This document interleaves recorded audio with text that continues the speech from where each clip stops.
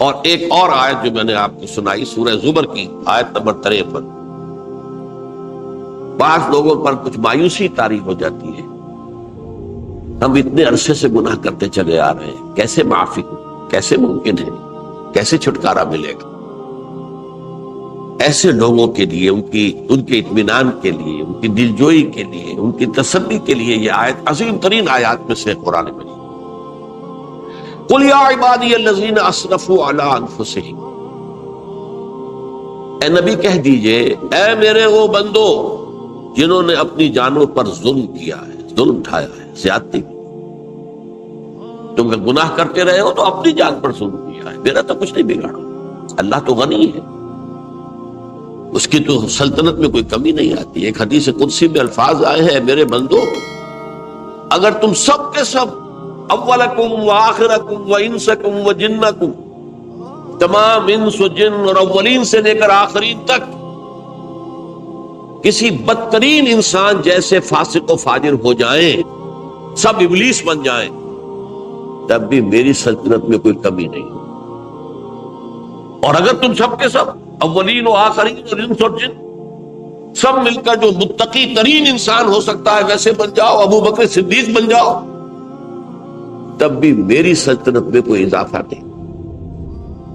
تو اللہ تعالیٰ کا تو کچھ بگڑتا نہیں ہے، انسان گناہ کرتا ہے تو اپنا نقصان۔ قل یا عبادی الذین اسرفوا علی انفسہم، کہہ دیجئے اے نبی، اے میرے وہ بندو جنہوں نے اپنی جانوں پر ظلم کیا ہے، ستم کیا ہے، ظلم ڈھایا ہے، لا تقنطوا من رحمت اللہ۔ میں آج بعض حدیثیں اس موضوع پر آپ کو سناؤں گا، عجیب چشم کشا حدیثیں ہیں۔ میں نے چونکہ اس موضوع پر گفتگو کرنی تھی تو میں نے کچھ اس مرتبہ احادیث کا تفحص کیا، تو واقعہ یہ ہے کہ بعض احادیث پڑھ کر خود میری جو ہے میرے علم میں اضافہ ہوا، ادھر میری توجہ آج تک نہیں گئی تھی۔ لا تقنطوا من رحمت اللہ، اللہ کی رحمت سے مایوس مت ہو۔ ان اللہ یغفر الذنوب جميعا، اللہ تعالیٰ تمام کے تمام گناہ معاف کرتا۔ اللہ تعالیٰ کی قدرت ہے، اللہ کا اختیار ہے، اللہ کا فیصلہ ہے، لہذا مایوس نہ ہو، اصلاح کرو۔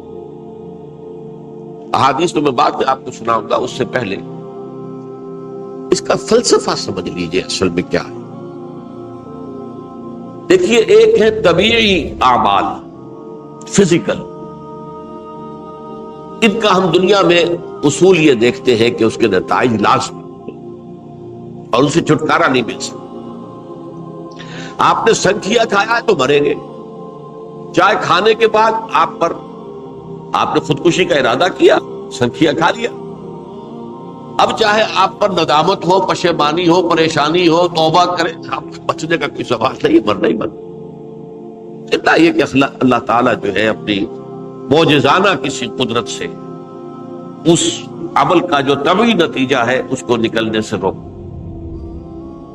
آگ کی فطرت ہے کہ وہ جلاتی ہے، اللہ کے حکم کے تحت حضرت ابراہیم کو اس نے نہیں جلایا، یا نار کونی بردن وسلام علی ابراہیم۔ لیکن یہ ہمیشہ نہیں ہوتا، یہ تو ایک دفعہ ہو گیا بس۔ اللہ جب چاہے اب بھی کر سکتا ہے، لیکن یہ روز روز نہیں ہوتا۔ روز روز جو بھی فزیکل لاز ہیں وہ چلتے ہیں، اگر وہ نہ چلے تو کوئی سائنس پاسبل ہی نہ ہو، کوئی ٹیکنالوجی ممکن ہی نہ ہو۔ یہ تو ان فزیکل کیمیکل لاز جو ہے ان کا دوام ہے کہ جس کی وجہ سے یہ ساری سائنس اور ٹیکنالوجی اب کہاں سے کہاں پہنچ رہی ہے کہ عروج آدم خاکی سے انجم سے ہمیں جاتے ہیں کہ یہ ٹوٹا ہوا تارا کہیں وحی کا عامل نہ بن جائے۔ تو یہ توبہ جو ہے فزیکل اعمال میں مفید نہیں ہے، چاہے آپ پر یہ احساس میں کیا کر بیٹھا، کیا میں نے کیا، کیوں میں نے کھا لیا یہ سب کیا، تو توبہ اثر کر۔ جو اخلاقی اعمال ہیں ان کا قانون یہ نہیں ہے، اخلاقی اعمال کے نتائج ختم ہو جاتے ہیں توبہ کے ساتھ۔ یہ ایک بہت بڑا قانون، بہت بڑا قانون۔ ایسا نہیں ہے کہ کسی گناہ سے انسان کی فطرت میں کوئی ایسی مستقل کجی واقع ہو جائے کہ جس کی اصلاح کی کوئی صورت ہی نہ ہو، یہ نہیں ہے۔ بڑے سے بڑے توبہ کرو، خلوص دل سے کرو، جو اس کے اصول ہیں، جو اس کے قواعد ہیں، جو اس کے ضوابط ہیں، جو اس کی شرائط ہیں، ان کو پورا کرو۔ تو بڑے سے بڑے برے سے برے اعمال، میں حدیثیں آج آپ کو سناؤں گا، حیران، کیونکہ عام طور پر یہی ہوتا ہے کہ مباحث میں چونکہ لوگوں کو اصلاح کی ترغیب دلانی ہوتی ہے، تو وہ جو انذار کا پہلو ہے اسے زیادہ نمایاں کیا ہے۔ اللہ کی طرف سے شدید ذو انتقام، اللہ انتقام دینے والا، اللہ سزا دینے والا ہے۔ لیکن یہ دوسرا پہلو جو ہے وہ بھی اپنی جگہ پر بہت اہمیت کا ہے کہ طبیعی اعمال کے نتائج اور عواقب اور اخلاقی اعمال کے نتائج و عواقب یہ ایک جیسے نہیں۔ اب اس معاملے میں تاریخ مذاہب عالم میں جو بہت بڑی غلطی ہوئی، بہت بڑی غلطی ہوئی، بہت بڑی غلطی، تورات میں حضرت آدم اور حوا علیہ السلام سے جو غلطی اور خطا ہو گئی تھی، آپ اندازہ کیجئے کیا مقام اللہ نے عطا کیا تھا، سارے فرشتوں کو ان کے سامنے سجدہ کروا دیا تھا، اور ایک ہی حکم تو دیا تھا نا کہ اس درخت کے قریب نہ جانا، اور تو ابھی کوئی شریعت نہیں تھی، کوئی لمبے چوڑے احکام نہیں تھے، کھاؤ جہاں سے چاہو، اس ایک درخت کے پیچھے پاس نہ جانا، وَلَا تَقْرَبَا هَٰذِهِ الشَّجَرَةَ فَتَكُونَا مِنَ الظَّالِمِينَ۔ اور وہی کام کر بیٹھے حضرت آدم اور حضرت حوا علیہ السلام۔ کتنا بڑا ہوگا، کتنا بڑا، کتنا بڑا۔ لیکن قرآن نے وضاحت کر دی کہ آدم نے توبہ کی، اللہ نے معاف کر دی۔ اللہ تعالیٰ سے کلمات سیکھے، ندامت دل میں پیدا ہو گئی حضرت آدم، لیکن الفاظ نہیں تھے، کن الفاظ میں اللہ سے معافی مانگ، اسے خطا ہو گئی، بہت بڑی غلطی ہوئی، وہ الفاظ بھی اللہ نے سکھائے، فتلقى آدم من ربه کلمات۔ یہ ہے جس میں کہ وہ علامہ اقبال کا ایک شعر ہے ان کے نوجوانی کے دور کا، جس پر میں بھول رہا ہوں کہ داغ دہلوی تھے یا کوئی اور تھے کہ جنہوں نے علامہ سے کہا تھا، میاں اس عمر میں اور یہ شعر، اس بڑی محفل میں بات آئی تھی کہ موتی سمجھ کے شان کریمی نے چن لیے قطرے جو تھے میرے عرق انفعال میں۔ انفعال کہتے ہیں عربی میں پشیمانی، شرمندگی، اور عام طور پر جب کسی انسان پر پشیمانی اور شرمندگی طاری ہوتی ہے تو پیشانی جو ہے اس پر کچھ پسینہ سا آتا ہے۔ تو قطرے جو تھے میرے عرق انفعال کے موتی سمجھ کے شان کریمی نے چن لیے، اللہ کے نگاہ میں ان کی اتنی قیمت، ان کی اتنی وقت میرے بندے نے پشیمانی اختیار کی ہے، اپنے اس غلط کام کے اوپر اسے رنج اور افسوس ہو رہا ہے، تو اللہ کی نگاہ میں اس کی یہ عظمت ہے، یہ قدرت۔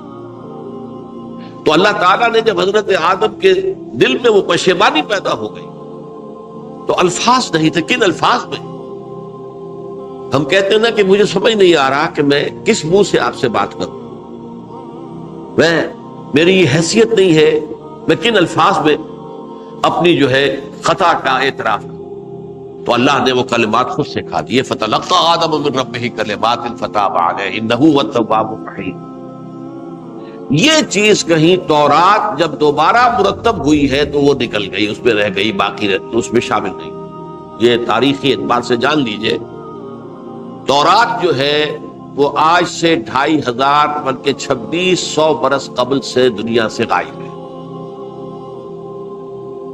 یہ تورات کا جو نسخہ تھا یروشلم میں 587 قبل مسیح میں، جب نبوکدنضر نے، شاید آج کل آپ دیکھ رہے ہوں یہ عراق کی جنگ میں عراق کے جو خاص ڈویژنز ہیں عراقیوں کے، ریپبلکن گارڈز کے، ان میں سے ایک کا نام جو ہے وہ نبوکدنضر ڈویژن ہے، ایک کا حمورابی ڈویژن ہے۔ حمورابی جو ہے عراق کا بہت پرانا بادشاہ تھا، اور تاریخ انسانی میں سب سے پہلا قانون اس نے مرتب کیا، حمورابی۔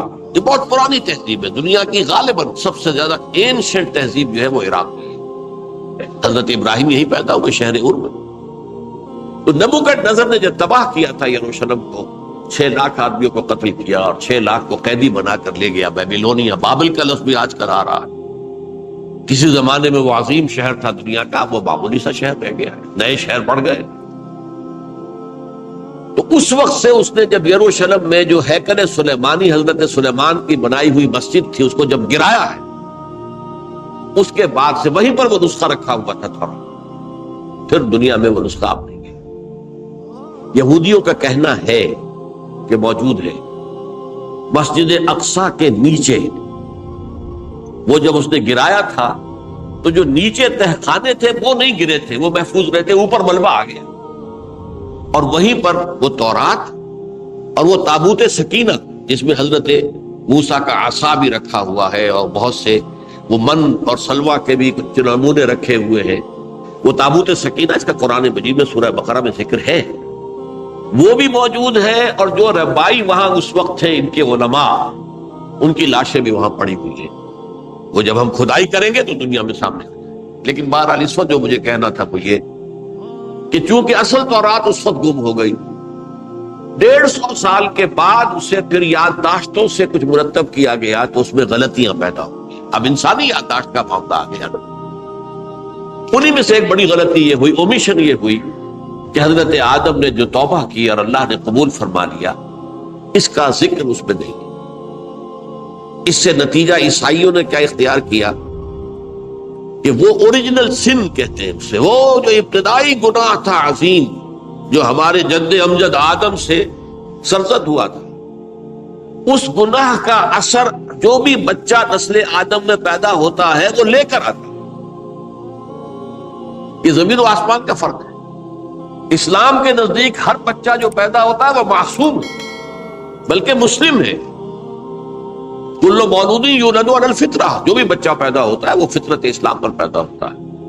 فَأَبَوَاهُ يُهَوِّدَانِهِ أَوْ يُمَجِّسَانِهِ أَوْ يُنَصِّرَانِهِ، یہ تو والدین ہیں اس کے جو اسے مجوسی یا عیسائی یا یہودی بنا لیتے ہیں، ورنہ وہ تو مسلمان ہوتا ہے، فطرت کی کلین سلیٹ لے کر۔ عیسائیت کہتی ہے ہر انسان جو پیدا ہوتا ہے بنیادی طور پر گناہگار ہے، اپنے جد امجد کے گناہ کا بوجھ لے کر آ رہا۔ اب اس کا علاج انہوں نے پھر کیا تجویز کیا، یہ ہے کہ ایک غلطی پر دوسری غلطی اور دوسری پر تیسری غلطی، خشت اول چون حد بیمار کج تاثریہ بھی رود دیوار کج۔ اب اللہ نے جب دیکھا اب تو ہر بندہ جو ہے آدم کی اولاد کا بنیادی طور پر پیدائشی طور پر گناہگار ہے، تو اب کیا کیا جائے؟ تو اللہ نے اپنا اکلوتا بیٹا، صلبی بیٹا مسیح یسوع اسے زمین پر بھیجا۔ یہ الفاظ میرے ہیں کہ اسے قربانی کا بکرا بنا کر اور ان سب کی طرف سے قبول کر لیا، گناہگاروں کی طرف سے، کہ ان کے گناہ کا کفارہ ہو جائے گا جو عیسیٰ کو مانتے۔ یہ عقیدہ ہے عیسائیت۔ جڑ کیا ہے کہ گناہ ہو گیا تو گناہ کا اثر تو رہے گا۔ قرآن یہ کہتا نہیں، اللہ دھو دیتا، تمہاری سیرت و کردار کے اوپر بھی جو داغ ہیں دھل جائیں گے، اور تمہارے نامہ اعمال میں جو دھبے ہیں وہ بھی دھل جائیں گے۔ توبہ کرو، توبوا الی اللہ توبۃ نصوحا، کرو وہ توبہ کے جو بالکل خلوص دل کے ساتھ ہو۔ اب میں ذرا آپ کو کچھ احادیث سنانا چاہتا ہوں۔ ایک طرح کا یہ تبشیر کا پہلو ہے آج ہماری گفتگو میں کہ جو نمایاں ہوگا۔ یہ بعض احادیث تو چھوٹی چھوٹی ہے اور یہ بہت مرتبہ میرے گفتگو میں آ چکی ہے، صرف اس وقت حوالہ دے کر گزر جاؤں گا۔ یہ ترمذی اور ابن ماجہ میں حضرت انس ابن مالک رضی اللہ تعالی عنہ سے روایت ہے، حضور نے فرمایا کل بنی آدم خطاؤون وخیر الخطائین التوابون، تمام بنی آدم خطا کار ہیں، خطا کار بھی نہیں، بہت خطا کار، بہت خطا کار، لیکن ان خطا کاروں میں بہتر لوگ وہ ہیں کہ جو خوب توبہ کرتے ہیں، غلطی ہو گئی توبہ کر۔ اور ایک اور حدیث میں آپ کو بتاؤں گا کہ یہ نہیں ہے کہ پھر کبھی وہ غلطی نہ ہو، اس وقت آپ یہ لگا لیں اپنے اوپر یہ کام میں نے نہیں کرنا، اور ایک دفعہ وہ کام چھوڑ دیں تو توبہ ہو گئی۔ پھر اگر کچھ عرصے کے بعد پھر کہیں آپ جذبات کی رو میں بہ گئے، پھر کہیں کوئی برے اثرات جو ہے وہ پڑے، پھر غلطی، کوئی بات نہیں، پھر ہو گیا، پھر توبہ کرو۔ تواب اسی لیے کہا بار بار بار بار بار بار توبہ کرو۔ تو کل بنی آدم خطاؤون وخیر الخطائین التوابون۔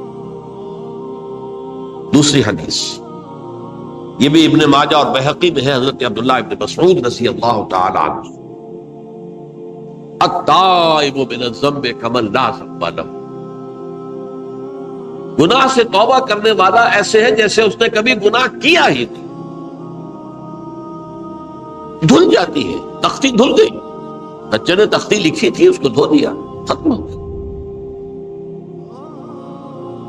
ایک حدیث تو پڑھ کر میں بھی چونکا، یہ اصل میں اسلوب ہے بیان کا، بتانے کے لیے کہ تمہارے دلوں کے اندر مایوسی کا غلبہ نہ ہو جائے۔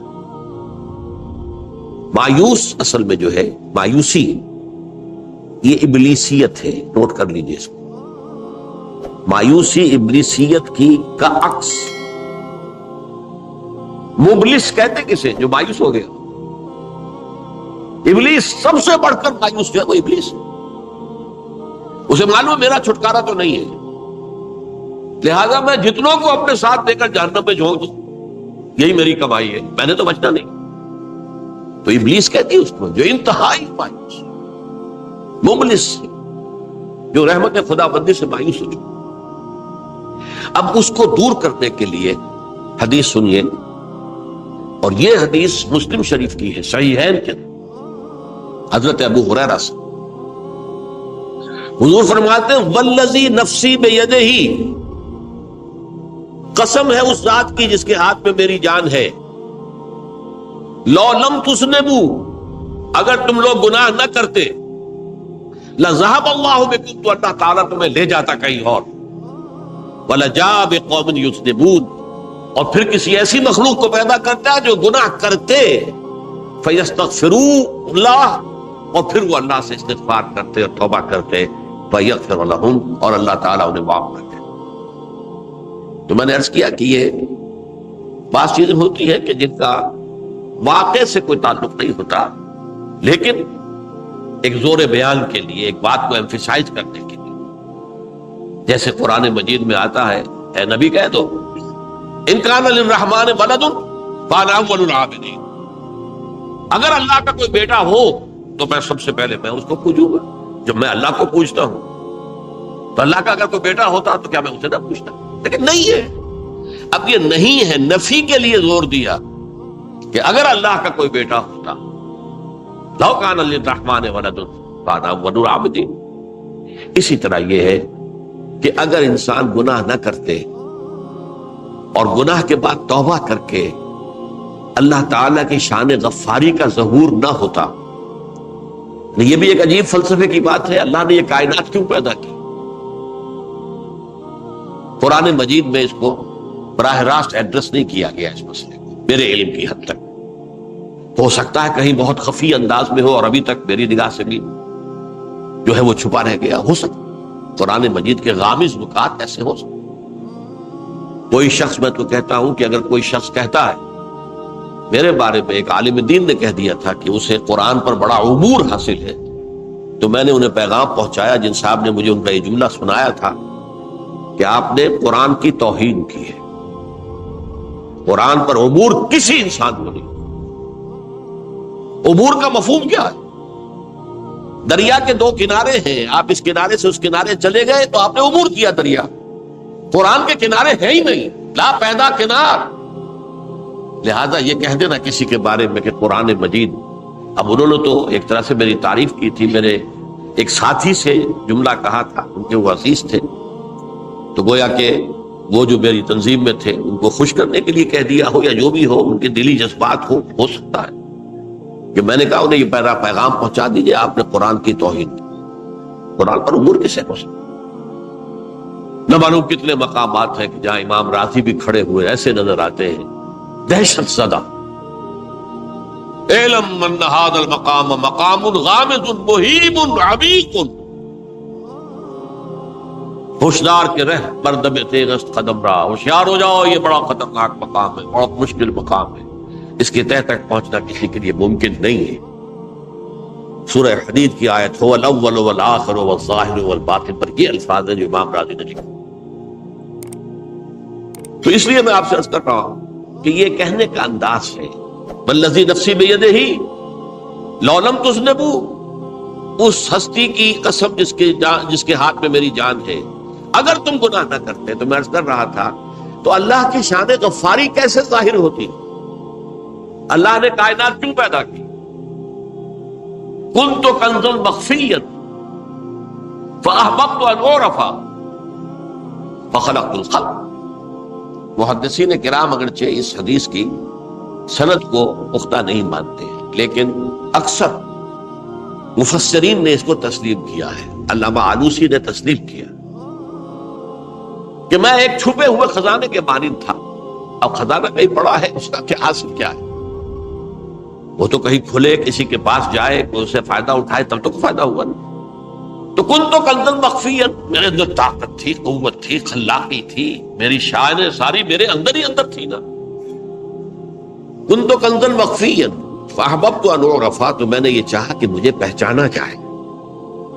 فخلقت الخلق، تو میں نے خلق کی تخلیق کی۔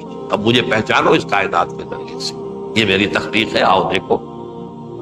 ایک مصور اپنی تصویروں کی نمائش لگا، دیکھو میرے شاہکار، آؤ دیکھو، یہ میرے فن کے کمال کے نمونے، آؤ دیکھو۔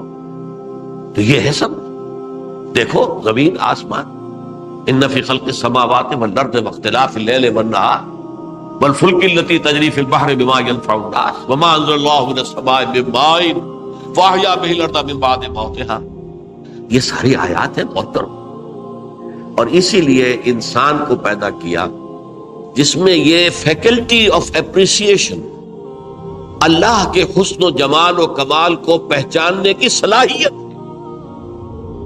ورنہ ظاہر بات ہے کہ یہ جمادات کیا پہچانیں گے اللہ، پہاڑ کیا پہچانے گا اللہ؟ اللہ کو پہچاننے کی صلاحیت انسان۔ تو یہ چونکہ ایک فلسفہ ہے باقاعدہ کہ اللہ نے تعالیٰ، اسی سے میں کہہ رہا ہوں اگر گناہ نہ ہوتا اور پھر توبہ نہ ہوتی اور میں اس کو معاف نہ کرتا تو میری شان غفاری کا ظہور کیسے ہوتا؟ تیری شان ہے نا، غفار بھی ہوں، ستار بھی ہوں، اس کا ظہور کیسے؟ تو والذی نفسی بیدہ لو لم تذنبوا لذهب اللہ بکم ولجاء بقوم یذنبون فیستغفروا اللہ فیغفر لهم۔ اگر تم لوگ گناہ نہ کرتے تو اللہ تمہیں ختم کر کے کوئی اور ایسی مخلوق پیدا کرتا کہ جو گناہ کرے اور پھر وہ توبہ کرے اور اللہ اسے معاف۔ اسی سے ملتی جلتی ایک حدیث ہے، یہ امام احمد اور امام بہقی لائے ہیں، اور اس کے راوی حضرت علی ہے رضی اللہ تعالی عنہ۔ ان اللہ یحب العبد المؤمن المفتن التواب، اللہ تعالیٰ کو بہت محبت ہے، یحب۔ اب دیکھیے ایک طرف وہ آیات ذہن میں لائیے، اللہ تعالیٰ کن سے محبت کرتا ہے؟ واللہ یحب المحسنین، یا وہ لوگ ان اللہ یحب الذین یقاتلون فی سبیلہ صفا کانہم بنیان مرصوص، اللہ محبت کرتا ہے اپنے ان بندوں سے جو اس کی راہ میں جنگ کرتے ہیں صفے باندھ کر، گویا سیسا پلائی ہوئی دیوار ہے۔ یہ ہے مثبت کام، نیک کام، محسنین، اللہ کی راہ میں قتال کرنے والے۔ یہاں اس کے برعکس کہا جا رہا ان اللہ یحب، اللہ تعالیٰ محبت کرتا ہے اپنے اس بندے سے، العبد المومن، جو مومن ہو۔ اس کی ایک اور بڑی پیاری حدیث آئے گی، المفتن التواب، جو بہت فتنوں میں مبتلا ہو جاتا ہو اور پھر بہت توبہ کرتا ہو، مفتن التواب، لیکن ساتھ ہی پلٹتا ہو، رجوع کرتا ہو، پھر اللہ کے حضور میں حاضر ہوتا ہو، پھر معافی مانگتا ہو۔ اللہ تعالیٰ کو اپنا ایسا بندہ بہت پسند ہے۔ اب میں کچھ اور حدیثیں آپ کو سنا رہا ہوں۔ توبہ کا دروازہ دو اعتبارات سے کہا گیا ہے کہ ایک وقت آنے پر بند ہو جائے۔ ایک حدیث کے تو الفاظ میں نوٹ کر کے نہیں لایا ہوں کہ اللہ تعالیٰ نے توبہ کا ایک دروازہ اتنا چوڑا کھلا رکھا ہوا ہے کہ جس کو عبور کرنا جو ہے وہ سال ہر سال میں ممکن ہو، اور یہ بند نہیں ہوتا جب تک کہ سورج مغرب سے طلوع نہ ہو۔ یہ قیامت کی جو آخری، قریب قیامت کی جو آخری نشانیاں ہیں ان میں سے وہی حدیث میں آپ کو سنا رہا ہوں، عن ابی ہریرہ رضی اللہ تعالی عنہ، اور یہ مسلم شریف کی روایت ہے۔ من تاب قبل ان تطلع الشمس من مغربها تاب اللہ علیہ، سورج کے مغرب سے طلوع ہونے سے قبل تک جو لوگ توبہ کریں گے اللہ تعالیٰ ان کی توبہ قبول کر لے. البتہ جب وہ قیامت کی وہ نشانی ظاہر ہو جائے کہ سورج مغرب سے طلوع ہو رہا ہے، اب دروازہ توبہ کا بند ہے. اب اس کے بعد اگر توبہ کوئی کرتا ہے تو اللہ تعالیٰ اس کی توبہ کو قبول نہیں کرے. یہ تو اجتماعی سطح پر ہوئی. انفرادی سطح پر عن عبداللہ ابن عمر رضی اللہ تعالی عنہما عن النبی صلی اللہ علیہ وسلم قال ان اللہ عز وجل یقبل توبۃ العبد ما لم یغرغر. یہ ترمذی میں ہے. حضرت عبداللہ ابن عمر رضی اللہ تعالی عنہما سے کہ اللہ تعالیٰ اپنے بندے کی توبہ قبول کرتا ہے جب تک کہ وہ جسے ہم کہتے ہیں گھنگرو نہ بولنے لگے حلق کے اندر، جبکہ نزع عالم نزع ہو اور جان جو ہے وہ آتا پھر یہاں اٹکتی ہے، تو اس وقت تک دروازہ کھلا ہے توبہ. لیکن جب یہ شکل ہو گئی تو دروازہ بند. یہ انفرادی سطح پر ہو گیا. جب آپ کے موت کے آثار اتنے واضح ہو گئے کہ اب جا رہے ہیں، اب توبہ کریں گے تو توبہ قبول نہیں ہو. اجتماعی سطح پر جب قیامت جو ہے اس کی وہ گھڑی آ گئی کہ سورج مغرب سے طلوع ہو گیا، اب توبہ کا دروازہ بند. ایک اور حدیث ہے جو میں نے بہت مرتبہ اس کا ترجمہ تو آپ کو بہت دفعہ سنایا ہے، آج میں چاہتا ہوں اس کو پورے متن کے ساتھ آپ کے سامنے رکھوں. یہ حضرت انس بن مالک رضی اللہ تعالیٰ عنہ سے مروی روایت ہے جو حضور کے خادم خاص تھے، اور یہ متفق علیہ بھی ہے، یعنی بخاری میں بھی ہے، مسلم میں بھی ہے، لیکن تھوڑا سا فرق ہے الفاظ کا. تو جو مسلم شریف کی روایت ہے اس کے الفاظ کیا ہے؟ للہ اشد فرحا بتوبۃ عبدہ حین یتوب الیہ. جان لو اللہ تعالیٰ کو زیادہ خوشی ہوتی ہے اپنے کسی گناہ گار بندے کی توبہ سے جبکہ وہ توبہ کرتا ہے. کس سے زیادہ ہوتی ہے؟ اب اس کی ایک تمثیل تھی. من احدکم، ایک ایسے شخص سے بھی زیادہ بڑھ کر خوشی ہوتی ہے کان علی راحلتہ بارض الفلات، کہ جو بہت ہی دور دراز کے اور سنسان علاقے میں سفر کر رہا تھا. فانتحرفت منہ، اس کی سواری جو ہے گم ہو گئی. وعلیہا طعامہ وشرابہ، اسی پر اس کا کھانا بھی تھا اور پانی بھی تھا. اونٹنی پر سفر کر رہا تھا، اسی پر ہوتا ہے راحلہ جو ہے راستے کا سامان. اچانک کہیں بیٹھا ہے تھوڑی دیر کے لیے سستانے کے لیے، کہیں اونگ آ گئی اور اونٹنی صاحب غائب. اب آنکھ کھلی اور اس نے دیکھا. فَأَيَّسَ مِنْهَا، تلاش کر کر کے مایوس ہو گیا، کہیں اونٹنی کا سراغ نہیں. اب ظاہر بات ہے کسی صحرا میں یہ کیفیت، اس کا مطلب کیا ہے؟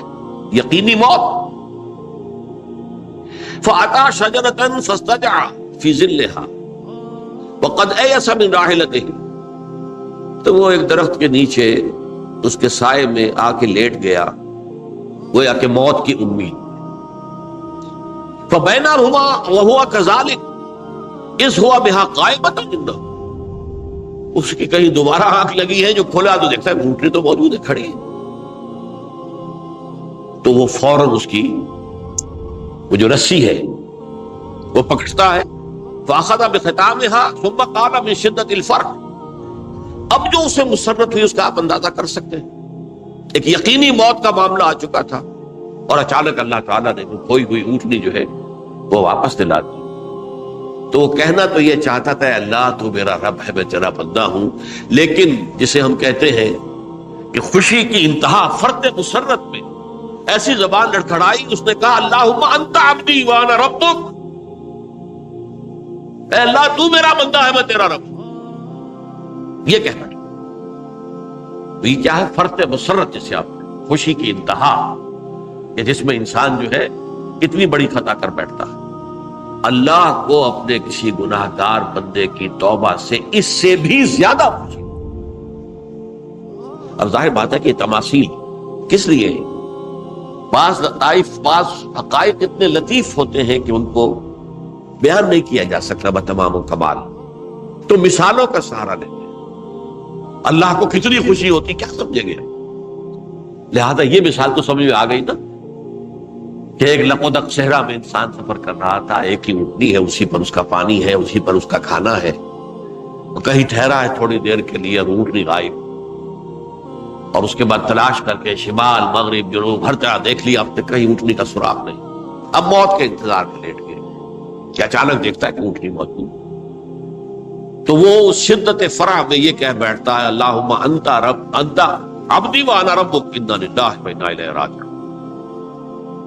اب دیکھیے ایک حدیث وہ آ رہی ہے اور اس کو یوں سمجھیے، اللہ تعالیٰ نے جو انسان پیدا کیے ہیں ان کے مزاج مختلف،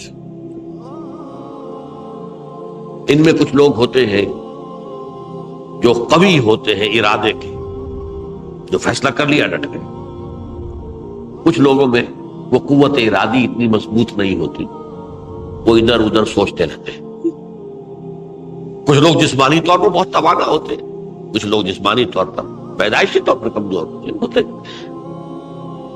تو اگر کوئی قوت ارادی کمزور رکھنے والا شخص ہے، وہ بھی تو اللہ کی تخلیق ہے، اللہ کا بندہ ہے، خطاؤں کا ظہور ہو جاتا ہے، توبہ کرتا ہے، پھر کچھ عرصے کے بعد پھر خطا کا ظہور ہو جاتا ہے، پھر توبہ کرتا ہے، تو ہم تو یہ سمجھیں گے کہ ایک حد کے بعد پھر اس کی توبہ قبول نہیں ہونی چاہیے۔ لیکن حدیث سنیے، وعن ابی ہریرہ رضی اللہ تعالی عنہ قال قال رسول اللہ صلی اللہ علیہ وسلم ان عبدا اذنب ذنبا، یقیناً ایک بندہ جو ہے وہ ایک گناہ کرتا ہے، فقال، پھر وہ کہتا ہے رب، اے میرے پروردگار، اذنبت فاغفر لی، مجھ سے گناہ ہو گیا ہے، مجھے معاف کر دیجیے۔ فقال ربہ، تو پروردگار یہ کہتا ہے اعلم عبدی ان لہ ربا یغفر الذنب ویأخذ بہ، میرا یہ بندہ یہ جانتا ہے کہ اس کا ایک رب ہے جو گناہ معاف بھی کر سکتا ہے اور سزا دے بھی سکتا ہے۔ کیا معنی ہوگا؟ گناہ اس نے کیا ہے لیکن جانتا ہے اللہ کہ وہ معاف بھی فرما سکتا ہے، تبھی تو وہ اللہ سے معافی کی درخواست کر رہا ہے۔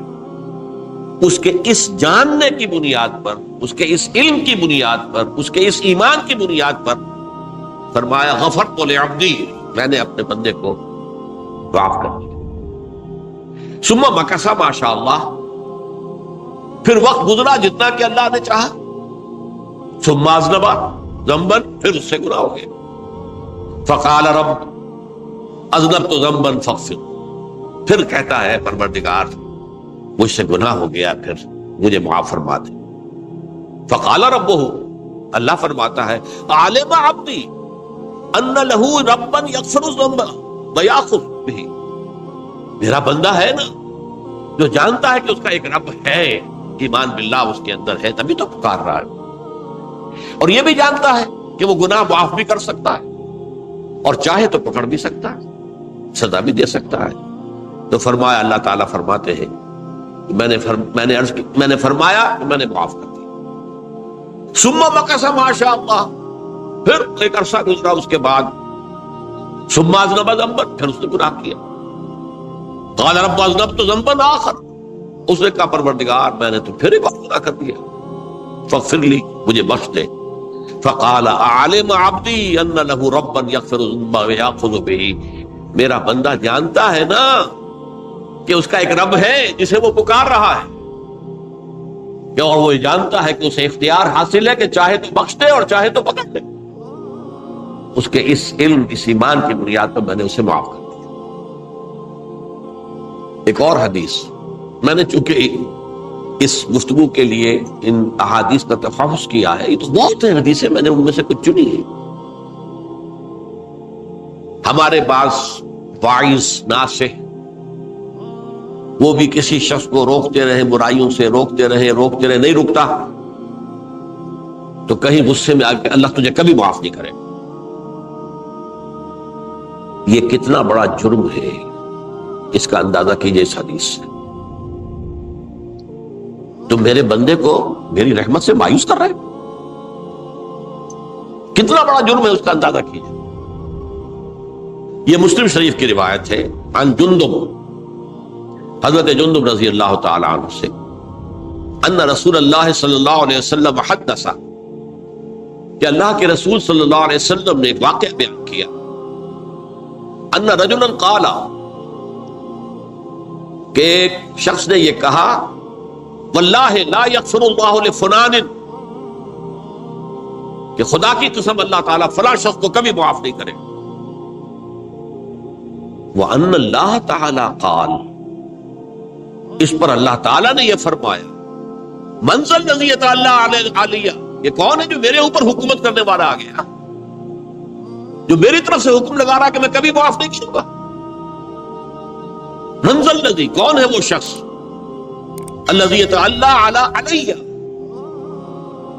انی لا اغفر لفلان، کہ میں فلاں شخص کو کبھی معاف نہیں کروں گا، قد غفرت لفلان، اس کو تو میں نے معاف کر دیا، وَأَحْبَطْتُ عَمَلَهُ، اس شخص کے تمام اعمال میں نے ضائع کر دیے کہ تم نے میرے بندے کو مایوس کیا۔ یہ ہے جرم کی انتہا۔ تو توبہ کی دعوت دیتے رہو، توبہ کے لیے لوگوں کو آمادہ کرتے رہو، توبہ جو ہے اس کے لیے ترغیب دیتے رہو، اللہ تعالیٰ معاف فرمانے والا۔ اب آخری حدیث سنا رہا ہوں، یہ تو بہت ہی عجیب حدیث ہے اور متفق علیہ، یہ بخاری اور مسلم دونوں نے۔ حضرت ابو سعید الخدری رضی اللہ تعالی عنہ جو ہے اس کے راوی، حضور نے فرمایا، کانا فی من کانا قبلکم رجل قتل 99 نفسا، تم سے پہلے جو امت تھی بنی اسرائیل کہ ان کا ذکر ہے، اس میں ایک آدمی ایسا تھا جس نے 99 قتل کیے تھے۔ اب آپ اندازہ کیجئے کتنا بڑا گناہ کبیرہ ہے قتل۔ قرآن مجید میں آتا ہے فَكَأَنَّمَا قَتَلَ النَّاسَ جَمِيعًا، اگر ایک انسان کو بھی ناحق قتل کر دیا گیا تو یہ ایسی ہے گویا کہ اس نے پوری نوع انسانی کو قتل کر دیا، اس نے 99 قتل کی۔ فَهَلْ لَهُ مِن تَوْبَةٍ، پھر اس کے بعد یہ ہوا کہ اس کے اندر توبہ کا جذبہ پیدا ہوا۔ فَسَأَلَ عَنْ أَعْلَمِ أَهْلِ الْأَرْضِ، تو اس نے پھر سوال کیا، لوگوں سے پوچھا کہ زمین میں رہنے والوں میں کون سب سے بڑا عالم ہے۔ فَدُلَّ عَلَى رَاهِبٍ، تو اسے بتایا گیا فلاں راہب فلاں جگہ پر ہے، وہ بہت نیک ہے، بڑا عالم ہے۔ فَأَتَاهُ، وہ اس کے پاس آیا، فَقَالَ أَنَّهُ قَتَلَ 99 نَفْسًا فَهَلْ لَهُ مِن تَوْبَةٍ، انہوں نے کہا دیکھیے راہب صاحب، میں نے 99 انسان قتل کیے، اب مجھے یہ بتائیے کہ میرے لیے توبہ کا کوئی امکان ہے؟ فقال لا، اس نے کہا نہیں۔ فقتلہ، اس نے اس کو بھی قتل کر دیا۔ فکمل بہ 100، اپنی سینچری مکمل کر لی، مطلب 99 کے بعد ایک ہی کسر تھی، اس کو بھی قتل کیا، 100 پورے کر لیے۔ ثم سأل عن عالم اہل الارض، پھر اس نے پوچھا کوئی اور کوئی بڑے عالم انسان ہو۔ فدل علی رجل عالم، پھر اس کی رہنمائی کی گئی ایک بڑے عالم شخص کی طرف۔ فقال انه قتل 100 نفس، تو اس نے وہاں جا کر کہا کہ میں 100 انسان ہلاک کر چکا ہوں، قتل کر چکا ہوں۔ فهل له من توبہ، میرے لیے توبہ کا کوئی امکان ہے؟ فقال نعم، کیوں نہیں، 100 قتل کیے تب بھی کیا ہے، توبہ کا راستہ دروازہ کھلا، معلوم یغرغر، جب تک کہ وہ گھنگرو نہیں بج رہا اس وقت تک تمہارے توبہ کا دروازہ کھلا ہوا ہے۔ فرمایا نعم، وَمَن يَحُولُ بَيْنَهُ وَبَيْنَ التَّوْبَةِ، تمہاری توبہ کے درمیان اور تمہارے درمیان کون حائل ہو سکتا ہے، توبہ کا دروازہ کھلا ہے۔ لیکن ساتھ ہی کہا انطلق الی ارض کذا و کذا، اب تم ایسے کرو جہاں تم رہتے ہو وہاں نہ جاؤ واپس، وہاں کا ماحول اچھا نہیں ہے، معاشرہ اچھا نہیں ہے، ہو سکتا ہے کہ تم توبہ پر قائم نہ رہ سکو، تم فلاں جگہ چلے جاؤ، وہاں اچھے لوگ آباد ہیں، ان میں جا کر رہو۔ فإن بها أناسا يعبدون اللہ تعالی، وہاں ایسے لوگ آباد ہیں جو اللہ کی بندگی کرتے ہیں۔ فاعبد اللہ معهم، تو تم ان کے ساتھ مل کر اللہ کی بندگی اور پرستش کرو۔ ولا ترجع الى ارضک، اپنی زمین کی طرف اپنے وطن میں واپس بن جاؤ۔ فإنها ارض سوء، وہ بری جگہ ہے۔ فانطلقا، تو وہ چل پڑا، ہجرت کر رہا ہے، اس جگہ جا رہا ہے جہاں کا راہب نے بتایا تھا۔ حتی اذا نصف الطریق، جب آدھا راستہ اس نے پورا کر لیا، اتاہ الموت، موت آ، فاختصمت فیہ ملائکۃ الرحمت و ملائکۃ العذاب. اب وہ جہنم کے فرشتے بھی آ گئے اس کی جان قبض کرنے کو، اور جنت کے بھی آ گئے. فقالت ملائکۃ الرحمہ، رحمت والے جو فرشتے ہیں جنت والے، انہوں نے کہا جا تائبا مقبلا بقلبہ اللہ تعالی، یہ شخص توبہ کر کے اللہ تعالیٰ کی طرف ہجرت کر رہا تھا، اس لیے اس کی نیت کی بنیاد پر اب یہ جنتی ہے، لہذا اس کی روح ہم قبض کریں.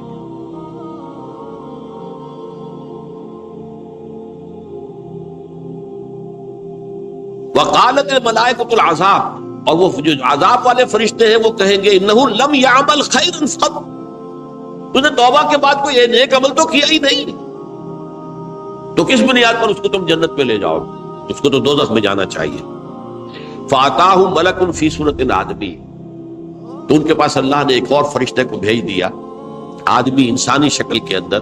فجعلوا بینہم، تو ان فرشتوں نے کہا بھائی ہمارا فیصلہ کرا دو، اس کی روح ہم لینا چاہتے ہیں یا ہم لینا چاہتے ہیں. انہیں حکم بنا دیا. فقال قیسوا ما بین الارضین فإلی ایتہما کان اقرب، کہ تم فاصلہ ناپ لو جہاں سے وہ چلا ہے اور جہاں جا رہا تھا، اور یہاں اس کی موت ہو رہی ہے، تو کون سا فاصلہ زیادہ ہے.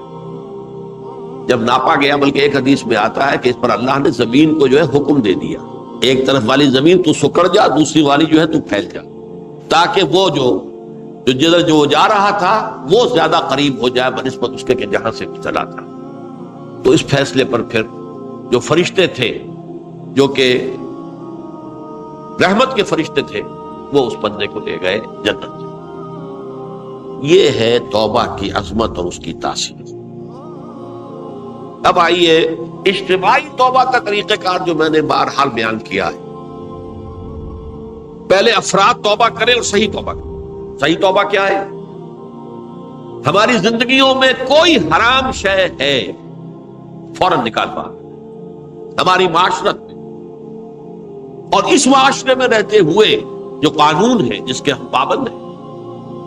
ہم کسی زانی کو رجم نہیں کر سکتے، ناممکن ہے، یہ تو قانون ہی بنے گا تب ہوگا. ہم کسی چور کا ہاتھ نہیں کاٹ سکتے، تو قانون بنے گا تو ہوگا. تو ہم جن چیزوں پر عمل نہیں کر سکتے قانوناً، ان کے علاوہ باقی پوری شریعت جس پر عمل کیا جا سکتا اس پر عمل پیرا. سود میں بند نہیں کر سکتا، بینکوں کو میں آگ نہیں لگا سکتا، اور بینکوں کو آگ لگا دیں گے تب بھی سود تو ختم نہیں ہوگا. لیکن یہ تو کر سکتا ہوں نا کہ براہ راست سود میں ملوث نہ ہوں، سود پر قرضہ لے کر اپنا کاروبار نہ چمکاؤں نہ بڑھاؤں، سود پر قرضہ لے کر اپنے مکان نہ اونچا کروں، یہ تو کر سکتا ہوں. تو کم سے کم جو ڈائریکٹ کسی نے قانون نہیں بنایا کہ لازم ہے آپ پر کہ آپ سودی قرضہ لیں اور اپنی بلڈنگ عالی شان بنا دیں، کسی نے نہیں کی. یہ اگر کر رہے تو آپ مجرم ہیں. آپ کے معاشرے میں کوئی قانون نہیں بنا کہ پردہ ختم، برقع حرام. مصر یہ ترکی میں تو کر دیا گیا برقع حرام. وہاں تو سر کو اوپر جو ہے ڈھانپنا جو ہے، سکارف لینا بھی ممنوع ہے. یہاں تو نہیں ہے. پھر یہاں جنہوں نے چھوڑا ہے مجرم خود ہے. یہاں تو اللہ کا شکر ہے کوئی ایسا مصطفیٰ کمال پیدا آج تک نہیں ہوا ہے کہ جس نے ان چیزوں کا حکم دیا. ہاں ترغیب ہے ذرائع ابلاغ کے ذریعے سے، فحاشی ہے، اریانی ہے، لیکن چوز آپ خود کرتے ہیں، فیصلے کا اختیار آپ کا اپنا. تو جن چیزوں کے اندر بھی گناہ سے بچنے کا امکان ہے اس کو عملاً ترک کیا جائے. اور نمبر 2، عزم مصمم کر لیا جائے کہ اللہ اب بقیہ زندگی جتنی بھی ہے اس میں اپنی توانائیاں، اپنی قوتیں، اپنی صلاحیتیں صرف کروں گا تیرے دین کی تبلیغ اور تیرے دین کے قائم کرنے کی جدوجہد. عزم مصمم. یہ لوگ اگر 14 کروڑ میں 14 لاکھ بھی ہو جائیں، بہرحال 2-4 کی توبہ کرنے سے ملک کی قسمت نہیں بدلتی. معتدل تعداد کے اندر جو ہے یہ لوگ اگر ایسے ہو جائیں اور پھر یہ کہ وہ مل کر اگر زور لگائیں تو واقعتاً اس ملک کے اندر شریعت اسلامی کا نفاذ ہو سکتا ہے، اللہ کا نظام قائم کیا جا سکتا ہے. یہ ملک بنایا اسی لیے گیا. تو یہ توبہ کا جو ہے اجتماعی توبہ کا یہ پوری تفصیل تو میں بارہا بیان کر چکا ہوں. آج جو میں نے کہا تھا کہ ایک بات کی طرف میرا ذہن حالیہ منتقل ہوا ہے، اس سے پہلے نہیں ہوا. یہ توبہ کرنے والے لوگ جب تک 14 لاکھ نہیں ہیں، 1400 ہی ہو، لیکن یہ اگر دعا کریں گے اللہ تعالیٰ کے خلوص کے ساتھ تو ان کی دعا قبول ہوگی. دعا بہت بڑی شے. الدعاء مخ العبادہ. ٹھیک ہے، بڑا لمبا راستہ لگتا ہے یہ کہ 14 لاکھ انسان توبہ کرے یا 2 لاکھ یا 3 لاکھ انسان توبہ کرے، صحیح معنی میں توبہ کرے، اور پھر وہ جمع ہو، ایک طاقت بنے، تن من دھن لگانے کے لیے، جانے دینے کے لیے تیار ہو جائے. تو لگتا ہے یہ کہ کافی لمبا ہے کہ دراز و دور دیدم رہو رسم پارسائی. یہ تو بڑا لمبا راستہ ہے. اسی سے لوگ کہتے ہیں کہ پھر کیا حل ہوا؟ تو حل جو ہے تو کوئی عملی حل تو نہیں. اس میں میرا ذہن منتقل ہوا ہے دعا. اجیب دعوت الداعی اذا دعان امن یجیب المضطر اذا دعاہ. بھلا وہ کون ہے جو کسی مضطر کسے کہتے ہیں؟ ایک شخص نہایت پریشان حال ہو گیا، نہایت پریشان حال، اور میں اللہ کو پکارے، پروردگار تو میری دستگیری فرما. اللہ کسی اور طرف مجھے کوئی توقع نہیں رہی، کوئی نہیں رہا جس سے مجھے کوئی امید ہو. یہ مضطر اضطرار کی حالت میں جب بالکل بے چین ہو کر اللہ کو پکارتا ہے تو اللہ اس کی دعا قبول کرتا ہے. اور دعا کی حد یہاں تک بھی آتے ہیں الفاظ کہ لا یرد البلاء قضاء الا بالدعاء. تقدیر الہی کو بھی اس لیے 2 حصوں میں تقسیم کیا گیا. تقدیر مبرم، ایک تو اللہ کا وہ فیصلہ ہے جو ٹل نہیں سکتا کسی صورت میں. ایک تقدیر معلق ہوتی ہے تو صحیح اللہ کا فیصلہ، لیکن اس میں تبدیلی ہو سکتی ہے. یہ جو تقدیر معلق ہوتی ہے اس میں دعا انتہائی مؤثر شے ہے. لا يرد البلاء الا لا يرد القضاء الا بالدعاء. قضا جو ہے وہ نہیں بدل سکتی سوائے دعا. اس دعا کی تو کم سے کم ہم منادی کریں، لیکن پہلے شرط وہی ہے، ورنہ وہ دعا نہیں ہے، ورنہ وہ توبہ نہیں ہے. توبہ صحیح ہو، حرام سے اپنے وجود کو، اپنے گھر کو پاک کریں، اس کے بغیر کچھ نہیں. اس کے بغیر تو جیسے کہ کہا گیا سورہ مائدہ میں قل یا اہل الکتاب لستم علی شیء حتی تقیموا التوراۃ والانجیل. اے نبی ان سے کہہ دیجئے اے اہل کتاب تمہاری کوئی حیثیت اللہ کی نگاہوں میں نہیں ہے، تمہاری کوئی دعا اللہ کے ہاں قابل پذیرائی نہیں ہے جب تک کہ تم تورات اور انجیل کو قائم نہیں. لہذا دعائیں تو نہ بنو. 30 لاکھ آدمی جو ہے حج کے موقع پر کیسی کیسی دعائیں مانگتے ہیں. کہاں جا رہی ہیں دعائیں؟ کہاں ہیں ان کی قبولیت کے آثار؟ توبہ صحیح ہو. اور توبہ کے بارے میں آج میں نے امکانی حد تک آپ کے سامنے آج ترغیب و تشویق کا پہلو رکھا ہے. مایوسی اس کو کہا بھی جاتا ہے، مایوسی کفر ہے. اور میں نے آپ سے کہا آج لا تقنطوا من رحمت اللہ ان اللہ یغفر الذنوب جميعا. 99 قتل کیے ہوں، 100 قتل کیے ہوں، تب بھی توبہ کرو گے تو اللہ توبہ قبول فرمائے. اور کس شان کے ساتھ قبول فرمائے گا اس حدیث کے اندر آیا، متفق علیہ حدیث صحیح بخاری اور صحیح مسلم کے اندر ہے. تو اگر ہم اس توبہ کی منادی کریں نمبر 1، اور جو لوگ توبہ کریں صحیح معنی میں، ایک طرف تو وہ جد و جہد شروع کر دیں اللہ کے دین کے قائم کرنے کی جد و جہد، اس میں پیچھے نہ رہے، لیکن اس اثنا میں جو دعائیں وہ کریں گے اللہ تو نے یہ ملک ہمیں عطا کیا تھا، ہم نے اپنے زور بازو سے اسے نہیں حاصل، یہ سلطنت خدا داد پاکستان. اور اے اللہ اے خاصان رسول وقت دعا ہے، امت میں تیری آنکھ یا جب وقت پڑا ہے. میں اپنے احساسات جو ہیں آپ کے سامنے الفاظ میں بیان نہیں کر سکتا. یہ جب یروشلم کی تباہی ہوئی تھی جس کا میں نے ذکر کیا ہے، 6 لاکھ انسان قتل ہوئے تھے، اور 6 لاکھ کو نبوکدنضر جو تھا وہ ہانک کر بھیڑوں بکریوں کی طرح بیبیلونیا لے گیا تھا. اس سے پہلے کتنے ہی نبی اہل کتاب کے وہ کہتے رہے تھے کہ ہوش کرو، توبہ کر لو. بلکہ ایک جگہ کے الفاظ کے ہیں درخت کی جڑ پر کلہاڑا رکھا جا چکا ہے، اب بھی ہوش میں آ جائے، ہوش میں نہیں کر۔ دنیا پرستی، جو بھی ان کے نفس پرستی جو بھی ان کے اوپر مسلط ہو چکی تھی، اس نے انہیں توبہ نہیں کر، تباہی اور بربادی ہو گئی۔ آج ہماری نگاہوں کے سامنے عراق کے ساتھ کیا ہو، بغیر اس کے کہ کوئی جرم ہو، بغیر اس کے ہم تو بڑے بڑے جرم کر چکے ہیں ان کی نگاہ میں۔ نان پرولیفریشن ٹریٹی جو ہے اس کے خلاف ہمارا عمل جا رہا ہے پوری دنیا کے اندر۔ ان کا کہ ہم اس کو ایٹمی صلاحیت کو نہیں پھیلنے دیں گے۔ وہ ایک خاص وقت میں افغانستان میں انہیں ہماری ضرورت تھی، اپنے اصل دشمن USSR اپنے مقابل کی طاقت کو ختم کرنے کے لیے، اس وقت انہوں نے اپنا منہ جو ہے پھیر لیا تھا، نہیں دیکھا تھا، اور ہمارے ہاں اللہ کی یہ رحمت آ گئی کہ ایٹمک صلاحیت بھی حاصل، اور پوری دنیا میں۔ شاہ عبداللہ نے کہا تھا، پرنس عبداللہ نے، کہ یہ آپ کا نہیں ہے، یہ جو نواز شریف صاحب سے جب اس کا ہم نے دھماکہ کیا، یہ بم آپ کا نہیں ہے، یہ پوری امت مسلمہ کا۔ کیسے یہ برداشت کر سکتے ہیں یہودی اور یہودیوں کے اعلی کار عیسائی، خاص طور پر Protestants, west white Anglo Saxon Protestants?